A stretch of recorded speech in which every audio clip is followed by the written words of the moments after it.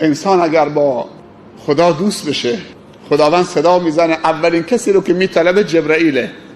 این جبرائیل بیا اسم میبره، من فلانی رو دوست دارم، تو هم دوستش بدار. اسمت میده به جبرائیل و بعد جبرائیل فرمانده کل فرشتگان آسمانه، همه صدا میزنه ای فرشتگان، میگن سمعا و طاعه، چون جبرائیل مطاع ثم امین، در آسمان ها امینه و فرمانده کل فرشتگان، همه میگن سمعا و طاعه. میگه رب صدا زده، منو خواسته و ابلاغی به من داده. میگن ابلاغ چیه؟ میگه اعلام کرده که فلان بنده من دوست دارم روی زمین، تو هم دوست بدار، منم دوست داشتم، منم اعلام میکنم به شما که شما هم اونو دوست بدارید.